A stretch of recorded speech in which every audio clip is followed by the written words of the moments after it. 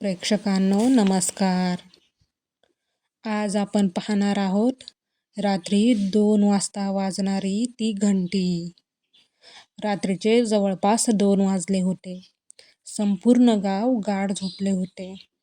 रस्त्यावर एकही माणूस नव्हता. दूरवर एखादा कुत्रा भुंकत होता आणि पुन्हा सगळीकडे शांतता पसरत होती. गावाच्या अगदी शेवटी एक जुनं घर होतं.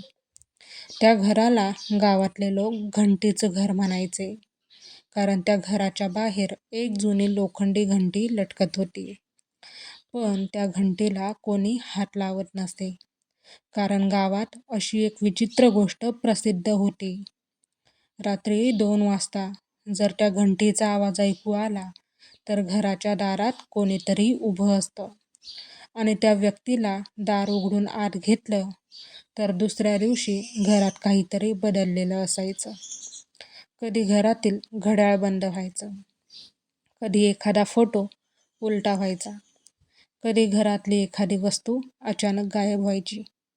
पण एक गोष्ट मात्र प्रत्येक वेळी व्हायची. घरात राहणाऱ्या व्यक्तीला रात्री कोणीतरी हळू आवाजात नावाने हाक मारायचं.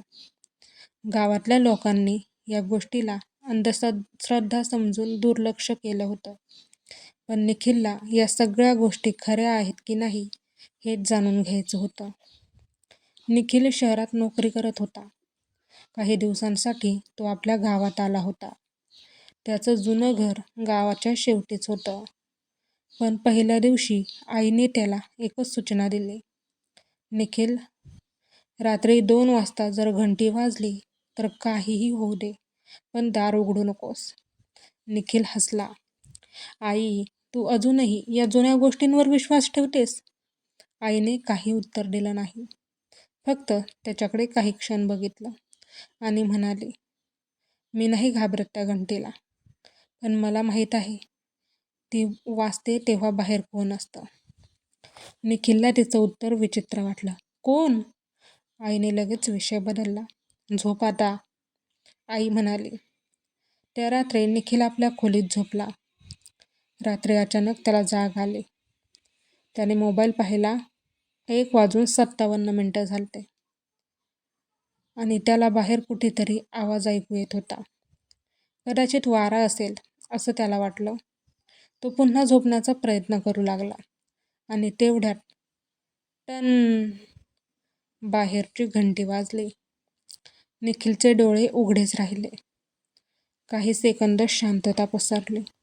मग पुन्हा टन. यावेळी आवाज अगदी स्पष्ट होता. निखिल पलंगावरून उठला. त्याने खिडकीजवळ जाऊन बाहेर पाहिलं. अंधार होता, पण घराच्या गेटजवळ कोणीतरी उभं होतं. निखिल काही क्षण त्या आकृतीकडे पाहत होता. ती व्यक्ती पूर्णपणे काळ्या कपड्यांमध्ये होती. चेहरा दिसत नव्हता. निखिलच्या अंगावर काटा आला. तेवढ्यात त्या व्यक्तीने हळूहळू घराच्या दिशेने पाहिलं आणि निखिलला अचानक जाणवलं, ती व्यक्ती थेट त्याच्या खिडकीकडे पाहत होती. निखिलने लगेच खिडकी बंद केली. त्याच्या छातीत धडधड वाढली. काही क्षणांनी दारावर आवाज आला. ठक ठक ठक. निखिल शांतपणे उभा राहिला. पुन्हा आवाज आला. ठक ठक ठक. मग बाहेरून एका स्त्रीचा आवाज आला. निखिल, दार उघड. निखिलच्या अंगावर शहारा आला. तो आवाज त्याच्या आईचा होता. पण त्याची आई तर घराच्या दुसऱ्या खोलीत झोपली होती ना. निखिलने हळू आवाजात विचारलं, आई? बाहेरून उत्तर आलं, हो, दार उघड. निखिल दाराकडे गेला.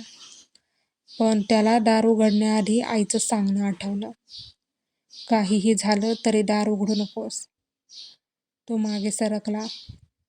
बाहेरचा आवाज पुन्हा आला. निखिल, मला आत येऊ दे. यावेळी आवाज आईचा नव्हता. तो आवाज खूप खोल आणि विचित्र होता. निखिलच्या हातापायातलं बळ गेलं आणि अचानक दारावर जोरात 3 धक्के बसले. धाड धाड धाड. निखिल घाबरून मागे झाला आणि पुढच्या क्षणी सगळं शांत झालं. सकाळ झाली. निखिलने दार उघडलं. बाहेर कोणीच नव्हतं. पण दाराच्या अगदी समोर एक जुनी चांदीची घंटी पडली होती. निखिलने ती हातात घेतली आणि त्याच्या लक्षात आलं, ती घंटी अगदी घराबाहेरच्या घंटीसारखीच होती. तो ती घेऊन आईकडे गेला. आईने ती घंटी पाहताच तिच्या चेहऱ्याचा रंग बदलला. ही तुला कुठे मिळाली? आपल्या दाराबाहेर आई? आणि हे ऐकून आई क्षण काही गप्प राहिली. मग तिने हळू आवाजात विचारलं, ही घंटी या घरात आधी होती? निखिल चकित झाला. मग आता बाहेरची घंटी? आई म्हणाली, मी तर 20 वर्षापूर्वी काढून टाकली होती. निखिलच्या अंगावर पुन्हा काटा आला. म्हणजे काल रात्री जी घंटी वाजत होती? निखिल अडकला.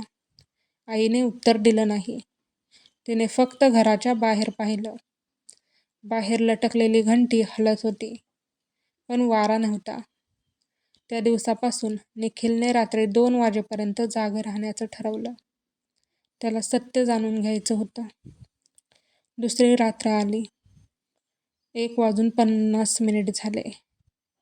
निखिलने मोबाईलवर रेकॉर्डिंग सुरू केलं आणि 1:59 म्हणजेच 2 वाजले आणि घरात शांतता पसरली.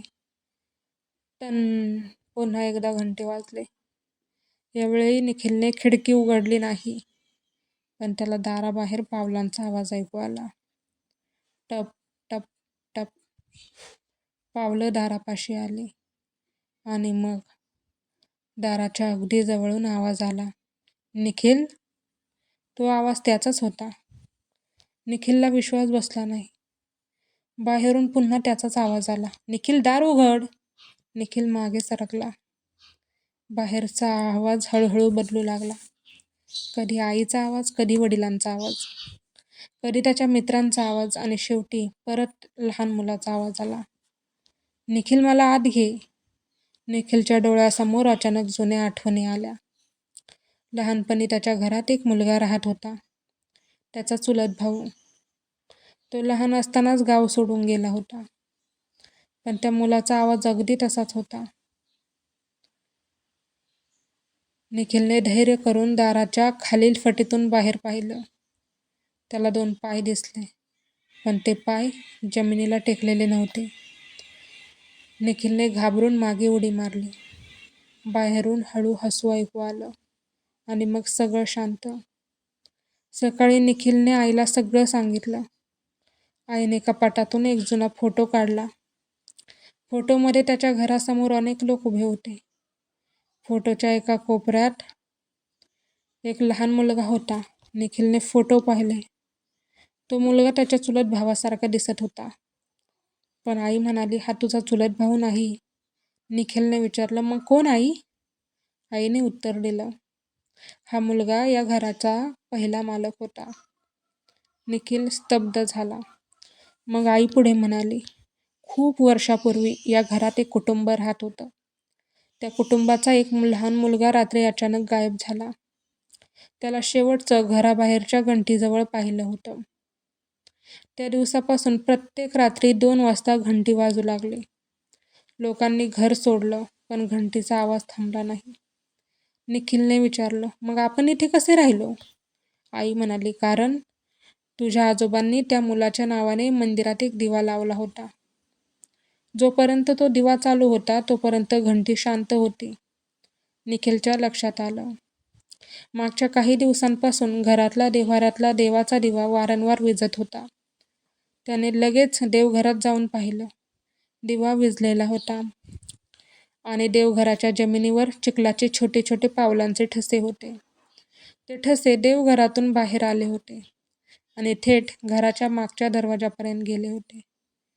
निखिलने त्या पावलांच्या खुणांचा पाठलाग केला. दरवाजा उघडला, पण कोणी नव्हतं बाहेर. पण अंगणात मध्यभागी तीच जुनी घंटी पडली होती. निखिल तिच्याजवळ गेला. घंटीवर काही अक्षरं कोरलेली होती, मला घरी घेऊन जा. निखिलने घंटी हातात घेतली आणि त्याच क्षणी त्याच्या मागून आवाज आला, निखिल. तो वळला, पण कोणीच नव्हतं. पण घराच्या खिडकीत एक लहान मुलगा उभा होता. तो निखिलकडे पाहून हसत होता.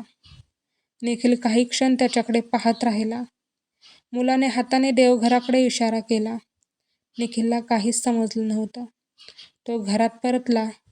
देवघरात गेल्यावर त्याला एक जुनी पेटी दिसली. पेटीत एक कागद होता. त्यावर लिहिलं होतं, ज्याला आपण शोधत आहोत तो बाहेर नाही, तो या घरातच आहे. निखिलच्या अंगावर काटा आला. त्याने संपूर्ण घर तपासायला सुरुवात केली आणि शेवटी त्याला जुन्या भिंतीच्या मागे एक बंद कप्पा सापडला. कप्पा उघडताच आत एक जुनी लहानशी खेळण्याची गाडी आणि एक फोटो होता. फोटोच्या मागे लिहिलं होतं, घंटी वाजली की त्याला वाटतं कोणीतरी त्याला घरी बोलावत आहे. निखिलला सगळं समजायला लागलं. तो मुलगा कदाचित वर्षानुवर्ष कोणीतरी आपल्याला घरी घेऊन जावं याची वाट पाहत होता. निखिलने त्या रात्री देवघरात दिवा लावला. घंटी त्याने देवासमोर ठेवली. रात्री 2 वाजले आणि निखिल जागाच होता. अचानक घंटी पुन्हा एकदा वाजली. टन. मग दुसऱ्यांदा टन आणि तिसऱ्यांदा पण टन. निखिलने डोळे बंद केले. काही क्षणांनी त्याला एका मुलाचा आवाज ऐकू आला.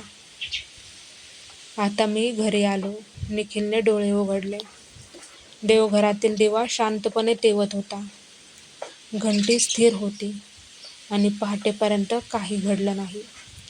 सकाळी निखिल घराबाहेर गेला. घराच्या बाहेर लटकलेली जुनी घंटी गायब झाली होती. तिच्या जागी फक्त एक छोटा दोर लटकत होता. त्या दिवसानंतर गावात पुन्हा कधीही रात्री 2 वाजता घंटी वाजली नाही. निखिल काही दिवसांनी शहरात परत गेला. पण त्याच्या मोबाईलमध्ये त्या रात्रीचं रेकॉर्डिंग होतं. त्याने ते रेकॉर्डिंग अनेक वेळा ऐकलं. पहिल्या काही मिनिटात फक्त शांतता होती. मग घंटीचा आवाज, मग दारावरचे 3 धक्के आणि शेवटी एका मुलाचा आवाज. निखिलने आवाज वाढवून ऐकला. मुलगा म्हणत होता, मी आता घरी आलो. पण त्यानंतर रेकॉर्डिंगमध्ये आणखी एक आवाज आला.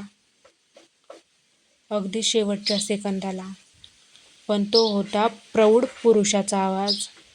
तो म्हणत होता, पण निखिल, आता तू कुठे जाणार? रेकॉर्डिंग तिथेच बंद होतं. निखिल काही क्षण फोनकडे पाहत राहिला आणि तेवढ्यात त्याला घराच्या बाहेरून एक आवाज आला. टन. निखिलने घड्याळाकडे पाहिले. रात्रीचे 2 वाजले होते. समाप्त. पण खरंच कथा इथे संपली होती का? कदाचित नाही. कारण काही दारं बंद केली तरी काही आवाज आपल्यापर्यंत पोहोचण्याचा मार्ग शोधतात. तुम्हाला आजची ही कथा, ही घटना कशी वाटली ते कमेंटमध्ये नक्की सांगा. तसेच अशाच भयकथा पाहण्यासाठी आपल्या चॅनलला सबस्क्राईब करा. भेटूयात पुन्हा. धन्यवाद.